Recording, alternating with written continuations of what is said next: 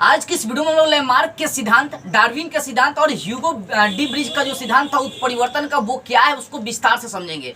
और देखिए, ये क्लास 12 के भी एग्जाम में और बहुत सारे कंपटीशन एग्जाम में यहाँ से क्वेश्चन किए जाते हैं। इसको एकदम आसान भाषा में समझाऊंगा, लिखने की भी आवश्यकता नहीं है। अगर ध्यान से इसको सिर्फ समझ लेते हैं तो आपको लैमार्क का जो सिद्धांत था, डार्विन का जो सिद्धांत था, जो उत्परिवर्तन का सिद्धांत था, वो सब बेसिक्स आपको समझ में आ जाएंगे। चलिए हम लोग समझते हैं लैमार्क का सबसे पहले सिद्धांत समझते हैं। देखो, जैव विकास, जिसको जैव विकास मतलब जीवों के विकास से संबंधित 3 तरह के वैज्ञानिकों ने क्या किया, अपना मत दिया और जिनके मत को लगभग कुछ हद तक माना भी गया। सबसे पहले आए लैमार्क एक पुस्तक लिखा था जिसका नाम था फिलोसफी जूलॉजी का। इन्होंने अपने पुस्तक में क्या किया, जैव विकास के सिद्धांत को दिया और उसी सिद्धांत को लैमार्कवाद कहा गया, चाहे लैमार्क का सिद्धांत कहा गया। ये अपने सिद्धांत में क्या कहते हैं, ये अपने सिद्धांत में यही कहते हैं कि जिस जीव जो होता है, जिस अंग का प्रयोग करते हैं वो अंग क्या होता है, बढ़ता है, और जिसका प्रयोग नहीं करते हैं वो अंग नहीं बढ़ता है। इन्होंने एग्जाम्पल दिया था, देखो मतलब इन्होंने बताया कि उपयोगी अंग बढ़ने लगते हैं, इसका ऑपोजिट मतलब उल्टा, जिस अंग का उपयोग नहीं होता है वो अंग नहीं बढ़ता है।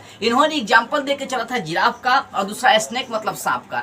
तो कुछ हद तक अगर देखी जाए तो इनका जो सिद्धांत था एक लगभग सही था, लेकिन बहुत सारे वैज्ञानिकों ने इनके सिद्धांत को नकार दिया। अब नकारने कौन कौन वैज्ञानिक नकारे उसकी मैं चर्चाएं करूंगा। सबसे पहले देखो, इन्होंने जिराफ का उदाहरण दिया। इनका कहना यह था कि जब धरती से हरियाली खत्म हो गई, पेड़ पौधे जब मतलब बड़े बड़े हो गए, तो जो जिराफ थे वो बकरी की जैसे थे, इनका गर्दन छोटा छोटा हुआ करता था। तो ये पेड़ पौधों की जो बड़ी बड़ी टहनियाँ थी उसको कई पीढ़ियों तक इन्होंने क्या किया, गर्दन मतलब लंबा करके ऊपर करके खाते रहे, जिसके कारण से कई मतलब हजारों वर्ष बाद, कई सालों बाद इनका जो गर्दनों का लंबा होते चला गया। मतलब जिस अंग का ये प्रयोग करते रहे वो अंग बढ़ते चला गया। तो इनका ये सिद्धांत था कि जीव जिस अंग का प्रयोग करता वो अंग धीरे धीरे क्या बढ़ने लगता है, और जिसका प्रयोग नहीं करता वो अंग नहीं बढ़ता है, उसका नाश हो जाता है। जैसे इन्होंने एग्जांपल दिया सांप का।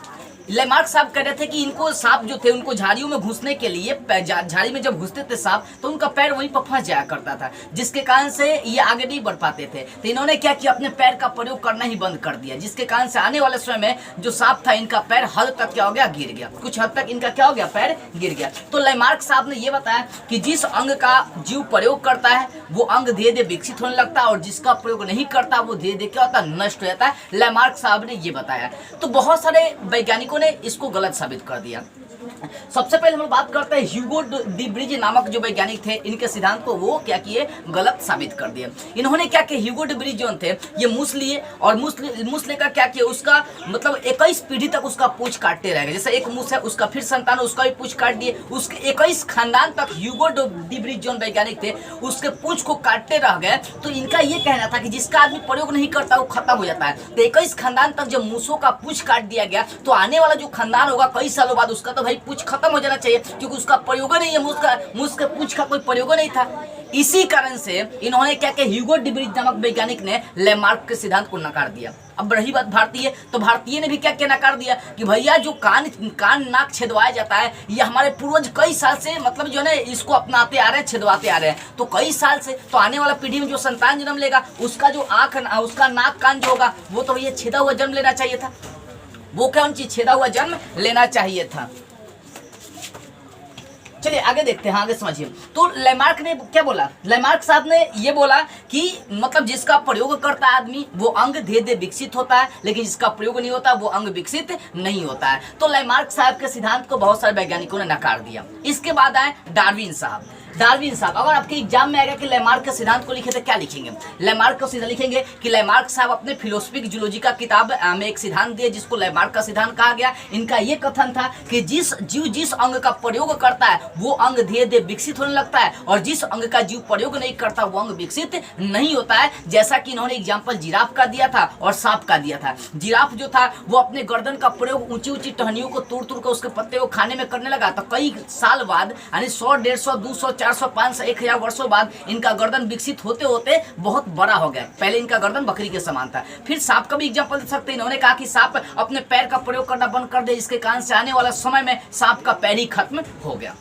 ठीक है, इन्होंने ये कहा था। उसके बाद डार्विन का सिद्धांत जो था, डार्विन साहब भी द ओरिजिन ऑफ स्पेसीज नामक किताब का इन्होंने एक दिया, उसमें इन्होंने अपना विकास का सिद्धांत दिया था और इनका सिद्धांत कुछ हद तक सही था, इनका भी सिद्धांत कुछ हद तक सही हो गया। तो डार्विन साहब ओरिजिन ऑफ स्पेसीज यानी द ओरिजिन ऑफ स्पेसीज इनका लिखा गया किताब है। इन्होंने नेचुरल सिलेक्शन को माना, मतलब जैव विकास में कहा कि नेचुरल सिलेक्शन यानी प्राकृतिक चयन, यानी प्रकृति के अनुसार जो अपने आप को ढाल लेता है वही अपने आप को क्या करता है, मतलब इस प्रकृति में जीवित रह सकता है, अन्यथा नहीं रह सकता है। इन्होंने क्या किया, डार्विन साहब ने यह सिद्धांत दिया था, यानी प्राकृतिक चयन का हिसाब दिया था। जैसे डायनासोर का अगर लेकर चलते हैं तो डायनासोर अपने आप को प्रकृति के अनुसार नहीं ढाल पाए, जिसके कारण से उनकी क्या हो गई, मृत्यु हो गई। अगर मनुष्य की बात करते हैं तो मनुष्य प्रकृति के अनुसार अपने आप को ढाल लेता है, ठंडा के दिन में ठंडा बर्दाश्त करने की क्षमता, गर्मी के दिन में गर्मी बर्दाश्त करने की क्षमता, हर तरह की चीजों में क्या होता है, मनुष्य ढल जाता है। इसी कारण से वो सबसे प्रकृति का एक तरह से सबसे बुद्धिमान सामाजिक प्राणी है वो, ठीक है। तो डार्विन साहब ने प्राकृतिक चयन का सिद्धांत दिया और बहुत हद तक ये सही भी माना गया, ठीक है। प्राकृतिक सिद्धांत का मतलब हो गया प्रकृति के अनुसार अपने आप को ढाल लेना। प्रकृति जैसे मान लीजिए कि जैसे अभी जो पक्षियां हैं, जो बहुत सारे जीव जंतु विलुप्त हो रहे हैं, क्यों? क्योंकि ये अपने आप को पक्षी प्रकृति के अनुसार, मौसम के अनुसार ढाल नहीं पाते, जिसके कारण से इनका नाश होना 100% फिक्स है, ठीक है। उसके बाद है डार्विन साहब ने एक डार्विन फिंच दिया। तो डार्विन फिंच जो था वो पक्षियों के लिए दिया गया था। तो कई बार एग्जाम्पल पूछा भी जाता है कि डार्विन साहब का जो डार्विन फिंच था वो किस जीव के लिए दिया गया, तो वो दिया गया था पक्षियों के लिए। किसके लिए? पक्षियों के लिए दिया गया, ठीक है। तो डार्विन साहब का सिद्धांत में क्या लिखेंगे डार्विन साहब और द ओरिजिन ऑफ स्पीसीज पुस्तक में इन्होंने विकास का सिद्धांत दिया, जिसको डार्विनवाद या डार्विन का सिद्धांत कहा गया। इन्होंने प्राकृतिक सिलेक्शन एंड प्राकृतिक चयन को जब विकास माना कि जो जीव प्रकृति के अनुसार अपने आप को ढाल पाते हैं वही जीव जीवित रह सकते हैं, अन्यथा जो प्रकृति के अनुसार अपने आप को ढाल नहीं पाएंगे, प्रकृति के अनुसार जो चलेंगे नहीं, वो क्या हो जाएंगे, खत्म हो जाएंगे। और रियलिटी बात है, अगर प्रकृति के अनुसार हम लोग नहीं रहेंगे, उस मौसम के अनुसार उसमें परिवर्तन नहीं होते रहेगा, तो मनुष्य जीवित नहीं रहेगा। लेकिन एक और वैज्ञानिक आ गए जिन्होंने इनके सिद्धांत को कुछ हद तक नकार दिया, जिसका नाम था ह्यूगो डी ब्रिज। इन्होंने क्या किया, उत्परिवर्तन का सिद्धांत दिया, उत्परिवर्तन का सिद्धांत दिया। इन्होंने कहा कि मनुष्य में एक परिवर्तन नहीं होता, अचानक परिवर्तन हो जाता है। तो मनुष्य में अचानक परिवर्तन ही उत्परिवर्तन का सिद्धांत कहा गया। तो जिस तरह से जीव जन्म लिया उसमें लगातार परिवर्तन नहीं होता है, उसमें अचानक परिवर्तन हुआ। जैसे मान लीजिए हम लोग चिंपैंजी, हमारा पूर्वज क्या चिंपैंजी था, तो उस चिंपैंजी से सारा संतान चिंपैंजी जन्म ले रहा था, लेकिन उनमें से क्या हो गया, एक संतान मनुष्य मतलब थोड़ा सा मनुष्य टाइप का जन्म ले लिया, चलने लगा, फिरने लगा, उसी से संतति बढ़ते बढ़ते करोड़ों सालों वर्ष बाद क्या हो गया, ये मनुष्य प्रजाति उत्पन्न हो गई। कहने का सीधा सा ये मतलब है, इन्होंने कहा कि जो जीव है उनमें अचानक परिवर्तन हो गया। जैसे मान लीजिए मेरा कोई संतान है, अब मेरा संतान कोई समझिए कि जन्म ले लिया 10-10 हाथ वाला, तो वो जो संतान जन्म लेगा उससे जितना भी संतान जन्म लेगा वो सब 10-10 हाथ वाला हो जाएगा। और जो इससे जो संतान बढ़ते चला जाएगा, एक दिन हो जाएगा सारा दुनिया 10-10 हाथ वाला हो गया। तो कहने का मतलब उत्परिवर्तन का मतलब होता है कि लगातार नहीं, अचानक परिवर्तन हो जाना। तो इन्होंने ये बताया कि जीवन में अचानक जो परिवर्तन हुआ, जीवों में जो अचानक परिवर्तन हुआ, इसी कारण से मनुष्यों का विकास हुआ, मनुष्य को उत्पत्ति हुआ।